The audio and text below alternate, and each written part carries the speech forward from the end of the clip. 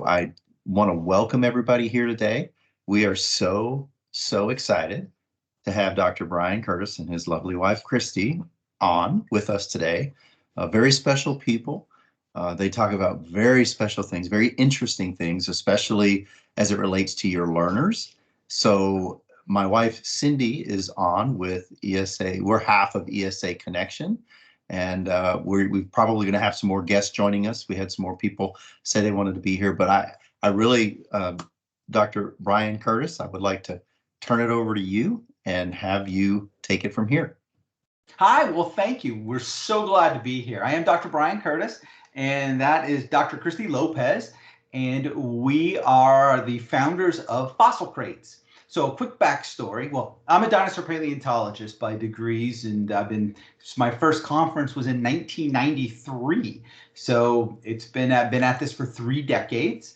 And when COVID closed the museums around the world down, it made me sad because A, we had nothing to do. And so B, we said, well, let's go think of something. Well, I happen to know where all the bodies are buried. And so I called my peeps and said, hey, you mind if we make molds and casts or three-dimensional scans and 3D prints of some of the coolest dinosaur material that's in the collections that people haven't seen? And we'll put it together in a really neat offering for an educational experience. And we tagged it as Bring the Museum Home, because our thought was if they can't come to the museum, we should be able to offer museums out to individuals. And thus was born Fossil Crates. And I started, my father's a carpenter, and I spent 5 years as an apprentice carpenter before realizing I didn't want to do that, thus academics. But it comes in a really cool crate. Hold it up like this. And the lid slides out, and inside is informational packets as well as artwork and a letter, because we take this stuff. I write all the scientific information. So we let you know that we're really glad you bought it. We provide information that you're not just going to get from Wikipedia. This is real accurate information. And then we work with lots of teenaged artists who were also out of jobs, no more paper routes. So we commissioned various people to illustrate for us. So we put together this neat little experience, and we had no idea what to expect. And happily, it worked well. And so we began offering more and more specimens in these crates, and then we offered them individually because not everyone had $59 was our starting crate price point. And then we had this, and this is our scaled skull. This is the scaled skull T-Rex. This is the actual Tufts Love specimen. It's the most complete. 100% of the bones of this skeleton were discovered. And our partners laser scan or 3D scanned it with high-end scanners for research. And we said, well, you know what? I'll bet you this will look great on my desk if we shrunk it down. So we offer a full-size sale for a skull for sale to museums and researchers and private individuals. So we offer the scaled version. If you see behind me, that's a Majungasaurus. We partnered with a charity in Madagascar called the Ankesi Fund to help generate revenue for the 1,000 or so children that live near the fossil sites that had no schools and no health care. So the paleontologists, we have hearts, we have kids. We didn't like seeing them pass away dying. So we put together a way to help raise money for that. And we have a variety of other options we'll get into in a moment. But all this to say, when we launched this, it was always about helping children, helping educate individuals, and fostering the love of paleontology. And we know that 99% of children that want to become a paleontologist or Egyptologist or astronomer, those are the top three, they don't actually become those. But that's all right, because by parents fostering that interest and fanning those flames of curiosity, what they're able to do is help these children, which you all know them, they dive deep into the weeds. They know as much as many experts, seemingly. They can rattle multisyllabic terminology like pachycephalosaurus. Not only can they say it fluently, but they can spell all 18 letters. And they can tell you what the name means, thick-headed lizard, and they'll give you an entire story. But where do they get that information from? And quite often, especially in the younger folks, it's by facilitation from their parents, their grandparents, the relatives, the individuals that take them to the library or buy them books on Amazon and have the books sent over. and watch the television shows and the cartoons. Like for little children, I always recommend Dr. Scott from Dino Train. I went to Africa with him, so I'm partial to that one. But you also have Dana, the dinosaur with Dana out of Canada. And you have, as they get a little bit older, you run the National Geographic series. So there's a whole plethora of DVDs, streaming videos, all of which are out there with great content. But without parents, helping and enabling, especially our younger learners, to get at it and taking them to the museums. So my children are homeschooled. I have a PhD in educational technology. I've done a lot of academic work in my life, and that classic academic. So I went from geology masters, undergrad in anthropology. My first PhD work was on human anatomical sciences, emphasis on gross anatomy. I don't like soft tissue of dead people. And then educational technology, because I also love tech. And I can tell you that the educational technology component was probably the most impactful for me as a researcher, because it really it showed me alternative educational paradigms that aren't just advertised when your kid turns 5. They just assume you're going to school. No one says, there's other ways. So I studied them. I did a PhD on studying. My own kids were part of the study, what I call own schooling, or homeschoolers that are strongly leaning towards the unschooling variety. And as a result, we learn all kinds of educational theory, how people learn. And one of the most important items when children learn is to allow them to go deep down into the weeds. And that's where Dr. Cristy Lopez can speak. She's a clinical psychologist with a specialty on children and learning, and with neural networks and how all of those wire together. But my punchline as a parent who receive feedback from people I work with and people in the stores, and everyone's got an opinion when your kid's not in school. And so I'm like, hey, if you're watching this and you're catching flack, just disregard it. You're doing the right thing. You're wonderfully supporting your children. And now my children are 22, 18. One's now a PhD in philosophy. The other one is working on his undergrad, double majored. They didn't see the inside of schools. So it's okay. You can still go through and work your way into it. It's not a detriment. And I tend to ramble fast and furious, so raise your hand or wave at me if I get on a sonic tsunami and you'd like me to pause for a moment, because I do like to chat. Brian, did you want to show the contents of the crate, like to show the individual pieces? Yeah, I just got I see these every day. So once they get that far, thank you, Cristy. What do paleontologists use? To this day, we use burlap and wood shavings. So I grabbed wood shavings, got some burlap sacks, but because I was a parent, what I don't need to deal with is the paint rubbing off on the other specimens. We put them in plastic bags. And because you parents out there may not know that this is the new unnamed Megaraptorid claw, but I put a picture of it and a description. So now you know where they go back in case your child is telling you you're wrong. You got a picture that you can show that you're probably wrong. And they're right, because they're almost always right. And then a disclaimer notice. These aren't toys. These aren't meant to be played with in a traditional crash 'em, smash 'em cars. These are really premium research grade. Like this particular claw, for instance, we found in Argentina when we were digging, and it needs a dinosaur. It's going to be named soon. So this is the actual sized claw. This is a big giant. This isn't, you don't want Sally whacking Johnny on the head with this. So we worry about younger children. We do not sell these or market these. These are educational. They're not meant to be fought with. But you open it, and sometimes there's more than one. This is our big claws crate. So here is, neither of these have ever been available anywhere in the world before. This is Torvosaurus tanneri, the wild savage lizard, the largest Jurassic predator, or one of them. And this is a thumb claw, very big, as you see, very vicious. So your dinosaur fans in your family would know both of these animals. None of you may know them, but I promise you, if they don't know them, the great thing is children are sponges. They'll absorb the information the first time you read it to them, or they read it out loud, and then they'll tell you, or they'll ask you to read it 9 or 10 more times until it's committed to memory. And that's the joy of the product. We offer T-Rex, teeth cast, Spinosaurus, Velociraptor, and other raptor dinosaurs. And we offer these with comparative, it's really designed for what secretly is happening is the children are learning comparative morphology and functional anatomy. If they get the ultimate herbivores crate, for instance, the teeth are of plant eaters. So they don't have the sharp teeth. If they get the marine marauders, you get a tooth like this, which is a megalodon tooth cast. And then we mix it in with a mosasaur tooth and a Zophanctinus, a big fish tooth. So we're always trying to mix and match and interplay.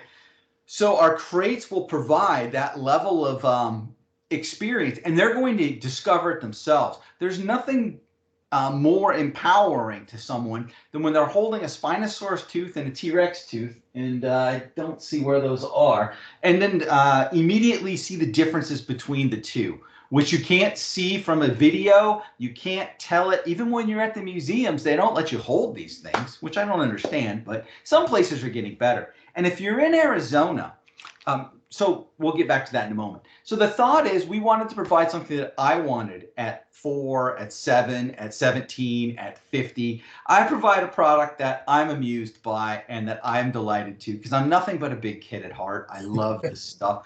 It is delightful. I don't have to shower. I rarely have to shave. I get to go play in the dirt. I'm finding things no one in the world has ever touched before. Are you kidding me? I'm seeing wildlife of all sorts. I'm traveling. Yeah, it's a dream life. But the reality is there's only a couple thousand jobs in paleontology. In fact, today we just announced, I posted it on our socials, a curator role in Arizona open for paleontology. It's the first one since 1997. Wow. Not exactly. You have a better chance of becoming a senator than you do to becoming a paleontologist each year in terms of getting a real active job. Positions happen when someone gets promoted or passes away. And then there's this shuffle. When someone passes away, everyone job jumps and moves all around, and it reshuffles it. And one new person, when the end of the dance is done, has a new role. It's frustrating. In the museum world, there's teaching. If you teach anatomy, you can have a job pretty much anywhere you want because there's not enough anatomists. So if your child wants to be a dinosaur paleontologist, 2 thumbs up, go for it. Tell them to go for it. And some folks I've been privileged to work with. One of my favorites started at the Arizona Museum as a volunteer, and he was 12. So his parents had to be present, and they were dutiful parents, and they showed up. Once a month, we have an open lab night, and it was very clear that this individual was not going away. He loved it. He was amazing. And we just fed him information. A few years later, he's out in the field digging dinosaurs. After he learned to prepare fossils, we'll show him how to dig them out of the ground. And he had joined what's called Southwest Paleontological Society, SPS. And SPS has gotten modern thanks to COVID and has a Zoom for their monthly meetings. In fact, I believe their meeting is tomorrow night. It's on Tuesdays usually. It's $20 a year to join, and they offer lab nights once a month at the museum in Mesa, Arizona at Main Street and McDonald. So just off the Country Club in the 60 north and east. And that's where the paleontologists show up and put your child's hands on bones. So the younger children, the 5, 6-year-olds, they typically aren't, we don't give them pneumatic drills, AKA air scribes. We're not letting them play with the power tools, though I'm personally okay with it. But most folks I don't get a vote. There's also laws that the city of Mesa makes us, and OSHA that we have to adhere to. But the punchline is the children get to work with fossils. There's fossils in the lab nights. They get to play with them. They get to touch them. And if they continue showing up with diligence, and the Gavin and Bob and the crew there will help them out. And we want the next generation of paleontologists. We want them, and we want to help them. If you're watching this not in Arizona, almost every museum has a foundation that has something like this. The museums themselves don't have the resources usually to offer them themselves. There's a couple exceptions like the Denver Museum of Nature and Science, but for the most part, they're done by friends of the museum that are able to bring in resources. And if your children are young, it's really neat for them to just interact with paleontologists and hang out and share their knowledge. And everyone's eager to hear what folks share. In fact, a lot of times, some of the older paleontologists aren't hip as to what the public is being exposed to, because we get so lost in our pedantic, ivory towered, obscure journals. So we lose track of what the psychomers are sharing via social media, YouTube, Instagram, Facebook, these TikTokers out there. So Fossil Crates, our company, has a very large presence on Facebook, Instagram. We're growing our other channels. YouTube, we have a number of videos because we want to help provide a family-friendly, research-oriented experience. So on all of the chats or all of my posts on Facebook, the posts, I run down to 2,000 characters quite often. I run out of room. I don't know why they cap me, but they do. And so I guess because they don't need a thesis every morning. And I think Cristy appreciates that as well, because every day I said, what am I going to write about today? And I type really fast. But we also run a channel called fossilcrateslive.com. And fossilcrateslive.com it's $10 a month. And for that $10 a month, you get 2 Zoom sets. We have 2 live sessions every month of dinosaur paleontologists. So I bring on people that all of the children watching this will know Dr. Tom Holtz, because he's very big in the social media sphere. He was just our guest a couple weeks ago. I bring on the latest researchers. Our next guest, which is in 2 Saturdays from yesterday, or 2 Saturdays from 2 days ago, will be Dr. Jordan Mallon, who was the gentleman who is the second author on the paper of the mammal killing the dinosaur that just came out a few months ago at the end of the year. 2 weeks later, I have the second author of the dinosaur that ate and was found in their stomach the feet of 2 small dinosaurs. I'm bringing the people on here that children want to network with, that if they're teenagers and they want to meet these folks and want to talk to them, here's their chance to talk to them voice to voice, face to face, type it in the chat. And also, it's a way for me to help people get jobs volunteering at museums. Because maybe you can't get through. You've applied and no one's gotten back to you. Well, they'll get back to you if I call the director of the museum and say, hey, Diana, how come no one's called my guy back? And they're like, what are you talking about? And then all of a sudden, I get a phone call from the guy's mom saying, I can't believe you, thank you so much, but they called him back and he's now a docent. I'm like, well, we need the hands, but the resources are so short in museums and there's so much communication gaps. It's helpful if you have an intermediary. So if you have small children, take them to dig pits, take them to your park days and bring your dinosaur toys. Let them lead you on your adventures in museums. One of the things that makes me smile greatly is, well, I have lots, but 2 memories along these lines in particular. So one of them is my mentor was the world authority on sauropod dinosaurs, the long-necked, long-tailed animals. He was the man, the prestigious, the guy.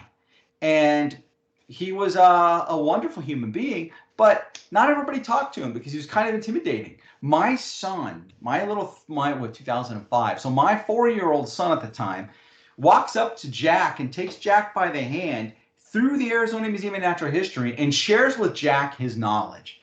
And Jack was delighted. My son was amazed because here he was someone other than his dad that was listening to him, and he got to lead the tour. And I see that at the Arizona Museum. Families who let their dinosaur-loving child lead the tours, share their knowledge, guide it at their pace. It's really cool to watch because the empowerment that child receives, that he or she goes home with, is amazing. You can never underestimate those impacts at the ability to learn. And when the children get older, I recommend volunteering at museums if possible. But if not, you may live in the Way West Valley, and making a 50-mile one-way commute during the back half of rush hour is not a particularly appetizing event, especially for 9 months out of the year in Phoenix. It's not a great experience. And if they have siblings that don't want to go, it adds to the layer of complexity. But that's not the end of the world, though, because there are now virtual museums that you can use to go visit, and you can virtually join your children and have them go tour it, sit side by side on the computer, have them take the grandparents on a shared Zoom experience as they bounce around the British Museum of Natural History, the Paris Museum of Natural History, a number of museums in the United States. They have these. Go ahead. Dr. Curtice, did you want to show any of your website or the live channel or any of that? Yeah, I can. Do you have it? If you can share. Yeah, it. you want me to share my screen and pull it up? Yeah, and then I didn't also, want to interrupt you. Didn't you have a presentation, Brian? Well, I've got some pictures we can go through and talk about okay. here. Okay, so would you like to do your website first? Yeah, pull up fossilcrates.com. Okay, give me just a second. No worries. And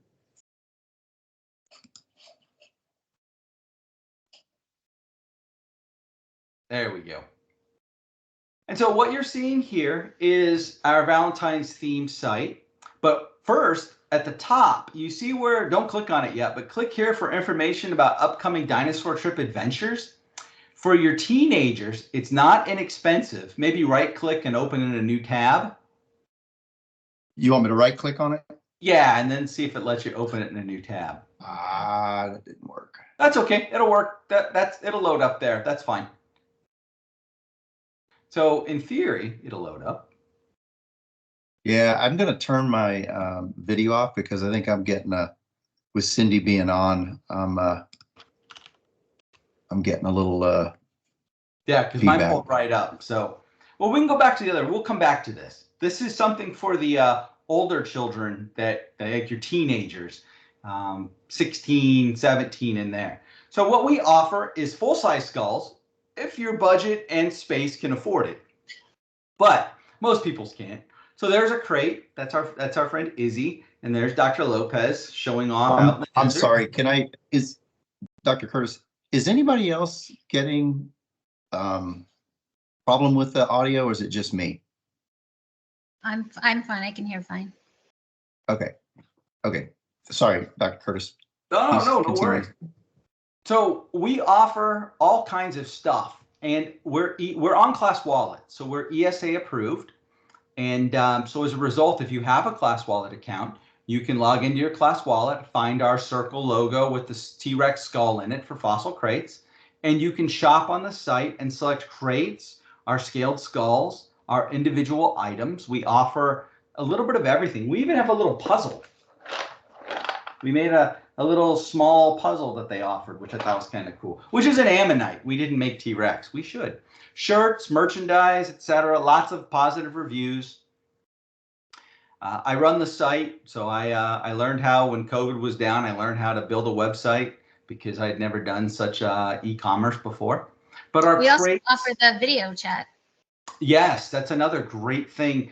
If you look at, where is the video chat at, Cristy? It's probably under more. It should be video chat from the paleontologist, yeah. So this is actually a very popular, it says $150 for 30 minutes, but as you can probably tell by the fact that I didn't take a breath and spoke for 26 straight minutes, we usually run long. And yes, we chat, there's various screenshots, interesting experiences. Sometimes I'll do it from other venues. And I like to know ahead of time what the child wants to talk about. And then I customize it to exactly to what they'd like to chat about. So we offer, that's a fun little experience. If your child, we do that a lot with children that maybe have high sensory issues. And so going to a museum is not really an option, but they want to experience a museum or talk to a paleontologist. So often they'll buy a crate, or they'll call me for what we call an edu crate, where we'll customize a crate for the talk. We'll submit the crate to them, and then we'll have a chat, and I'll go over every item that they received, and we'll talk about it. And I listen to them. I can listen, believe it or not. And we get down on the ground, if you will, and we chat about the dinosaurs. It's been really helpful for a lot of people who are not ambulatory or who have a variety of medical conditions that just don't let them go visit the museum, but they love dinosaurs. And so this was something we put together to offer to say, hey, we love them too, and we don't want to leave you out. So that is something, an option for some parents to consider. And apparently this is ESA fine, but we have to do a manual invoice, and there's some back end work that has to be done if it doesn't let it go through on the front end. I've seen it both ways. I see on the Facebook, your Facebook page, your word is wonderful. What you all are offering on ESA Connect is amazing. The amount of information that's shared on there, because I see people saying it was denied, we'll code it this way, run it back through, or sometimes it's approved and not approved. It's an interesting experience. I'm just glad they have the opportunity to use it. So with our site, we also have, if you go to Fossil Crates Live, because yes, the other site that I want to talk to everyone about is at $10 a month. And I bring on experts in not just, here's another key thing. When people think paleontologist, often they're thinking of the guys like me that go dig it up, live in fetid conditions in dangerous places. But that's not all paleontologists. There are computer paleontologists, three-dimensional paleontologists, statisticians. There are folks that do ecology and evolution, behavior. All of these individuals I bring in over the course of the year. We bring them into the site. Plus, I go behind the scenes in the museums and show off things that they don't get to see ever, because a lot of these museums are just locked down and you can't gain access to them. So we go out, have a good time with Fossil Crates Live. We bring in a real interesting way for children to meet paleontologists, but you'll see it's paleoportals.com, because when we initially launched it, the thought was that this would be an all-encompassing portal. And so we uploaded hours and hours of videos that I shot, like you see down there, where you can't get them on YouTube. You won't see them anywhere else. So we loaded the videos up and said, hey, come check out this stuff if you're a member. And what we found is some children watch them all. I see a spike in memberships when snow days happen, and then the children in the East watch it. We don't have snow days here, so don't see the same regional spike, but it is fun to see. So we really enjoy helping foster that love of paleontology, because we, at the end of the day, know, I call it the steam train. And because I include art. Without art, no one would care about dinosaurs. Punch, bottom line. And so the steam train is led by paleontology, and it has the coal car with the stratigraphy. But the reality is, it's the engineering, the arts car, the mathematics car. That's where the folks are going to ultimately land when they outgrow their love of dinosaurs. They'll always have a fondness for them. And they go pursue other more profitable lines of endeavors that involve science. And since our society is short on STEM and STEAM individuals by a staggering number, if you by some reports, that anything that we can do to just foster a love of science in general. If you learn about dinosaurs, you learn about taxonomy, which is the interrelation of animals. This is related to that, and this one's farther away, and this one's more distant still. And that one's not a dinosaur. That's a pterosaur or a plesiosaur. When you learn how the world is structured, it's great. When you look at the words paleontologists use, the aforementioned Pachycephalosaurus, 7-year-olds rattle it off the tongue. They're not intimidated by the size of a word. You will never find a paleontologist look at a word and go, that's scary. We're like, bring it on. We dealt with Futolongosaurus, which is my bugaboo taxon. And if I can deal with that, there's nothing the general English language is going to throw at me that'll intimidate me. It empowers our vocabulary, our understanding of translations. It really shows the interconnectedness of meat eaters and plant eaters, and the plant eaters ate plants, and then there were different kinds of meat eaters that ate different kinds of plant eaters in different environments. All of these items the children are learning at age 3, 4, 5, 6, and if they stick with it, they're becoming experts at 7 and 8. So they're capable of taking this information, and thanks to the neural networks, they build this very deep column of knowledge within their brain. And then when they go and do other things as they get older and pursue other interests, the brain naturally wires it up to that deep column, therefore facilitating future learning. So any child with an intense interest, it doesn't have to be dinosaurs, as long as you celebrate and foster a love of learning, it will help them 5, 10, 15, 40 years later. The brain is a powerful item, and it's going to be, those networks are already built. Rather than going, the frustration I have with most education is it's atomized. It's an inch deep and a mile long. You don't really ever get into the weeds, and you don't see the interconnectedness that a paleontologist does, because it's an animal at a point in deep time, there alone is an interesting concept, that lives across an ecosystem. All right, I think I'm going to take a breath here. Did you want to have Dr. Cristy talk a little bit, or did you want to show your PowerPoint? Or Cindy, do we have any questions in the chat? Or Stephanie, you can just raise your hand and jump in. Especially with that cool shirt you have on. Mm-hmm. Yeah, I just wore a very appropriate shirt today. Yeah, so my daughter's now 10, and when she was younger, you mentioned Dino Dana, that was like her favorite show, and we have like the Dino Dana books and everything, and as she's getting older and maturing, she's kind of seemed to lose interest, but I don't know if it's like just age related or if she's actually lost interest, but I'd really like to try to get her, to doing it more again, like you said, just foster and see, but I don't know how to like get it without the eye roll, Mom. Well, if it's not authentic, it's irrelevant ultimately, and Okay. that. So if like we have a book coming out, hopefully in a few months, that's designed for that 10-year-old, 12-year-old, because they know it all, they've seen it all. So I went and found 27 dinosaurs. It's called So You Know T-Rex. 27 dinosaurs you might not know, from Adraticlet to Zabi. And I found 27 dinosaurs that my paleontologist buddies often don't know are official dinosaurs.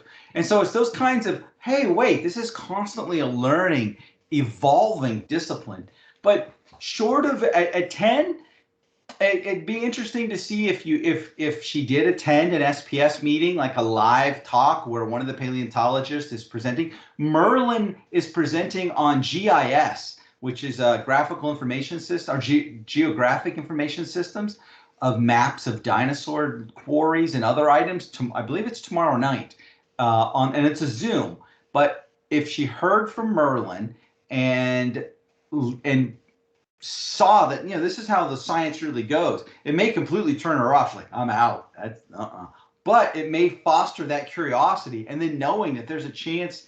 I don't know what part of the valley you're in, but to have that, to go visit in person at one of the meetings would be another great way of gauging the interest, to see if it's still there. But what we've seen in the last 4 years is right around 10, 11 years old, even our most ardent paleo fans that you think they may become a paleontologist, they discover other items, birds, wildlife in general, photography.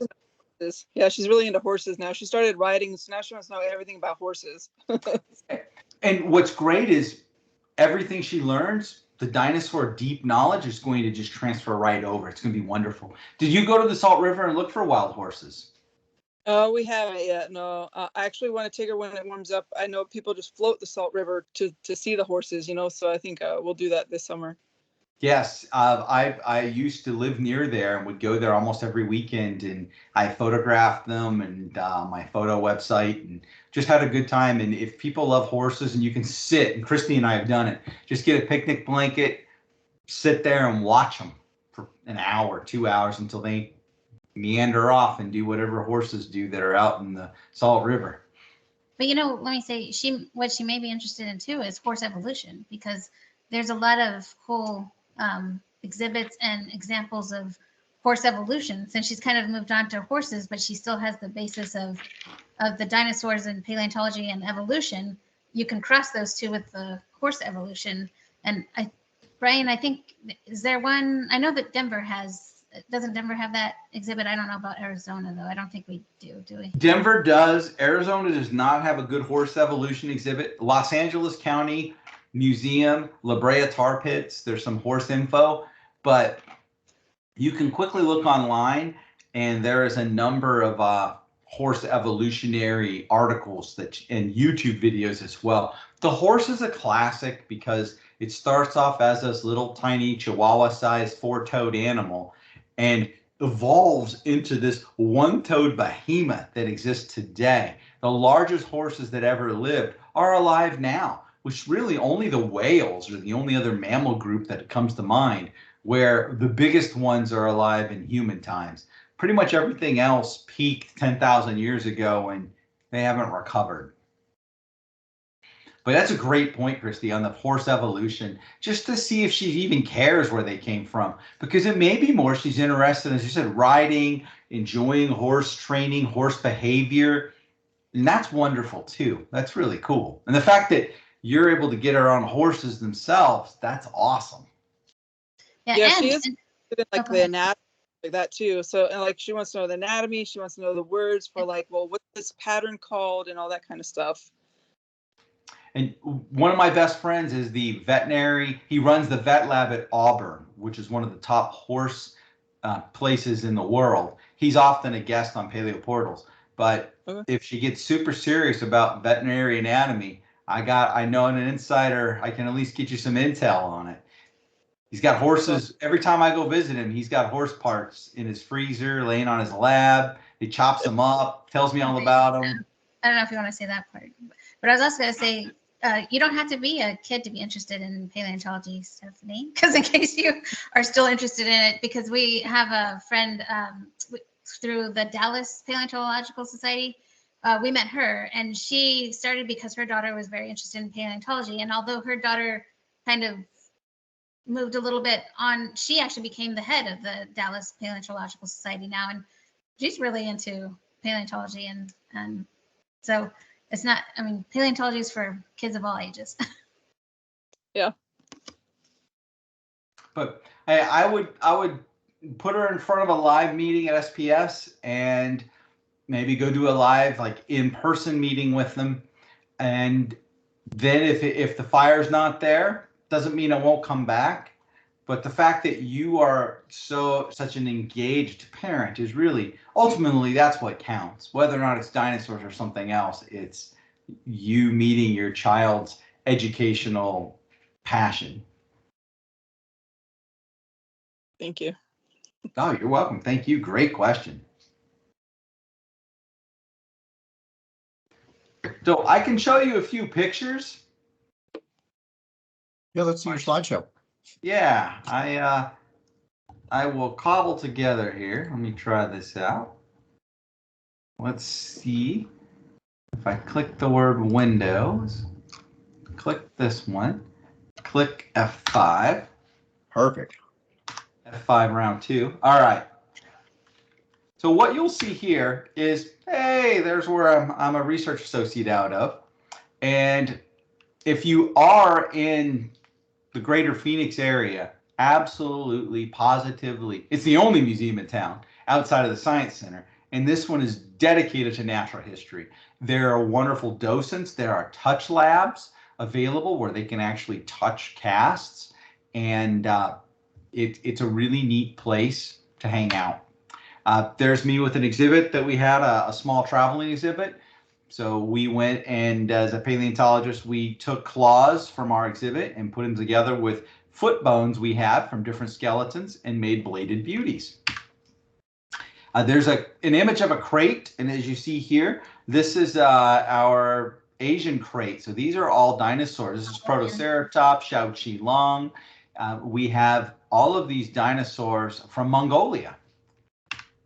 And then this is an example of a rooted lower, this is a lower jaw tooth that we sell of a Tyrannosaurus rex tooth. The black is the actual enamel, and the brown is the part that sat in the jaw. So you can see how deep the roots are.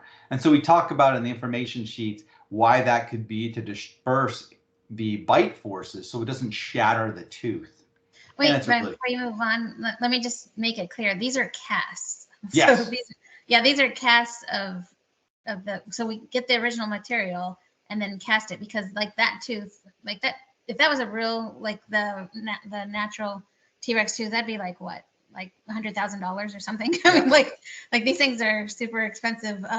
And these are casts that we have, and these are the same casts, the same ones that are actually in the museums too, because the museums don't necessarily have the actual bones on display. A lot of it is also casts, and it's the exact same cast because we sell them to museums too. That's a great point. Almost never will you see original material on display in most museums because there's just not enough to go around. So they all work from casts. This is a classic example of what you might get to play with when you go into the prep lab. That is, what is that? 300 bones or more sitting there. So you get to go and experience what it's like to play with bones. Here is another bone block. What you see here is an actual vertebra, a centrum of a giant dinosaur. So another cool bone. And then there's me goofing around, but this was in Tucson. Another beautiful thing in Arizona, and it just ended yesterday, is the Tucson Gem and Mineral Show. If your child loves dinosaurs and you can get down to Tucson, you need to go to the 2 co-ops. They're both free, and they are really neat to experience the latest and greatest dinosaur skeletons that are for sale. If you check out the Fossil Craze social media, I've been posting all weeks, the last couple of weeks, I've been putting on the specimens that are new to me down in Tucson. This is the world's largest skull of a land animal, for instance. That's Torosaurus, not Triceratops. These are the kind of modern day dinosaurs you see at the Salt River. And so we go out and you look for fossils. We don't find fossils at the Salt River, but you go study behavior, you study geology, you study ecology. So as a paleontologist, you want to get out in the wild and observe as much modern nature as possible. So one of the other things I love to advise parents with children who love dinosaurs is birds are dinosaurs. So let's go bird watching. Let's go observe their behavior. Let's observe how we identify them, what genus, what common name, what species, and look at the habitats they live in. It's a really wonderful way to get into photography, painting, sculpture. This is, if your child's an artistically driven, this is very, very popular. So this is a friend of mine, Gunnar, who drew all of the bones for a paper I'm writing of Brachiosaurus in North America. And so he drew them all out for me, and this was very helpful. And this was a lot of research. So this allowed Gunnar to really get into the weeds of the specimens. And it's another great way to practice those that are on the artist side of paleontology. We need paleo artists, three-dimensional artists, badly. Here's me back during COVID, showing off down in the collections at the Webb School. It's a high school. It's the only high school in the world with a dinosaur museum run by high school students. So I always like to talk about, if your kids do want to go into school and you can afford the Webb School, there's your #1 how to make a paleontologist right there. Dr. Andy Farkey is incredible. He runs it, and he's a great paleontologist. If you come to Arizona on lab nights, some nights we open up what's called the holotype case. And this is actually at the Arizona Museum of Natural History. And these are the bones of Susquityrannus, our very own coyote tyrant that actually lived in New Mexico, about 3 miles across the border. And you get to go see the real bones in the collection. So some lab nights we open these up and show off all of the really cool bones. This is us hanging out during a lab night. This is some of our younger visitors, and you're able to go, and these are the blocks of bone that are going to be taken out into the room, and to let our volunteers prepare them using all the safety gear, all the appropriate supervision. And to show you I'm a big kid, there's me hanging out in 1994 with one of my favorite bones. And dinosaurs are for everyone. So here is George Foreman IV and his daughter hanging out at a dinosaur display. Kids love dinosaurs at all ages, and we love casts so they can go touch them and really get interactive with them. And then me sleeping on the job. But another piece, we need exhibits built. and I say we, just paleontology in general. So if they're construction minded, if they like paleo but they're not into the research, someone had to graphically design the sign, they had to build the artwork. Every one of these pieces was constructed by someone whose name was not mine. And as a result, though we identify what it is, the reality is it takes a team and we need all kinds of artists. Someone had to build the case. So craftsmanship, stagecraft, carpentry. Video has so many different angles of participation, and interest levels that start with dinosaurs can end up spiraling into other aspects that put them into the larger museum sphere, where they're working on exhibits with Native American items or with modern day animals or with historical collections. So it's pretty cool. Paleo is one of those Swiss Army knife disciplines that if you don't stay with paleo, that's not a bad thing. And you can always at least tell your kids and grandkids that you know a lot about dinosaurs. But it's the one discipline where they are guaranteed to know more than your grandkids will know more than you about dinosaurs. Your kids will know more than you if they really dig into it, because we're adding on average a new dinosaur every week. Wow. All I right. love that you mentioned birds are dinos. So we have chickens, and I'm like, oh, look at my dinosaurs.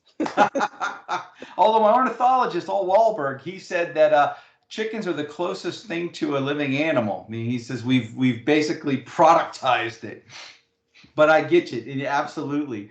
Many paleontologists actually raise chickens or other birds because they have that affinity and they love the interaction of their modern day dinosaurs. So Chris, I think I'm done. We have just a couple of minutes for maybe some questions, or, Cristy, I didn't know if you had anything you wanted to add. I think Brian pretty much covered it, but so I guess I'll just reiterate. The most important thing is what parents are doing, which is fostering their child's interest in paleontology / whatever it is that they are interested in. And as it evolving with them. It doesn't mean that they may not necessarily come back or somehow it's going to tie.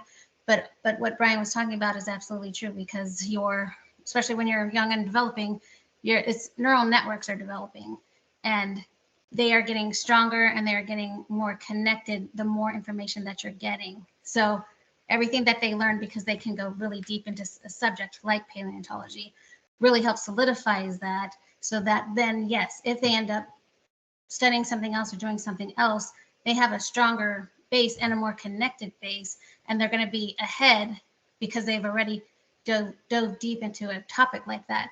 And we've had people on that Fossil Crates Live, a lot of the paleontologists will tell us about, well, how did you become a paleontologist? And you have the people like Brian, who says, he was interested in dinosaurs and, since he was a fetus. And then he, became a paleontologist. And then we had people who were adults when somehow they became paleontologists. And then we've had the kind who started off as kids, it kind of went away, and then they ended up rediscovering it and coming back. So there's never really been a one path to get to where you're going. But that love for learning, that curiosity, that having the support, and then fostering it leads them to where they end up going. And the most important thing is they love what they're doing. So whether it's paleontology or something else, if you follow what you're interested in, what you have a love for, and you're being fostered in that, then you don't necessarily end up with a job. You end up with a passion. And there's many people who will tell you that they have jobs. Yes, you need a job, but it'd be great if you can have passion with your job or what your career is. And a lot of paleontology people, they have careers, jobs, and passion. Now, love hurts. You've heard the phrase, and love burn. You can get burned. It's just because you love it doesn't mean it's going to be an easy life if you choose it. But certainly it makes it a lot better when you wake up the next day and you're like, yeah, I still like dinosaurs. They're still cool. I'm still playing with something fun. And I think that what Arizona has done, and a few other states now, with the funds that they allow the parents from the class wallet to leverage via ESA class wallet, it's really a tremendous opportunity for parents. And I think that there's a lot of folks out there who aren't leveraging it to the extent. And if you find something as a parent that you really wish existed, email me, brian@fossilcrates.com. Check out our website. Hit me up on socials. Let me know what you're looking for, because I'm a parent. I'm born and raised in Phoenix, Arizona, a multi-generation native. So I'm on the rare side of it.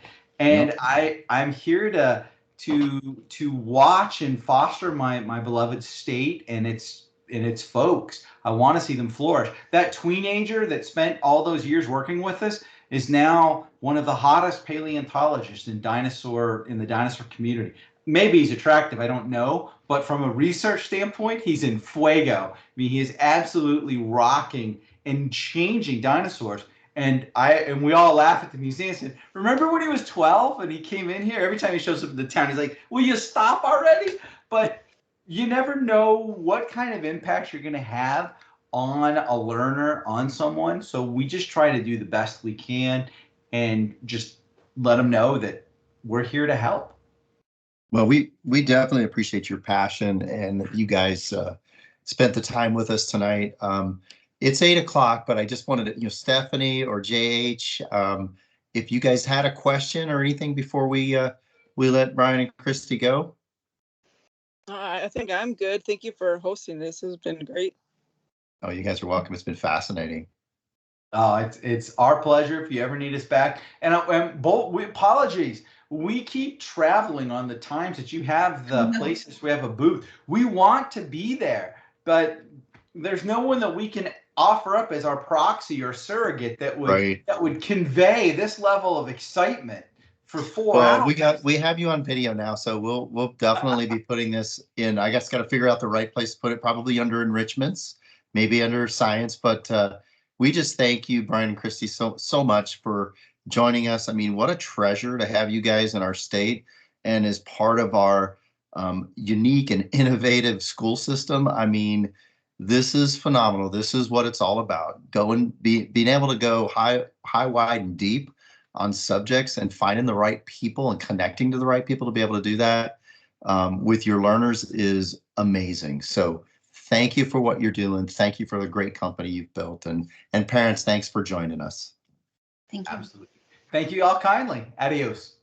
Bye-bye.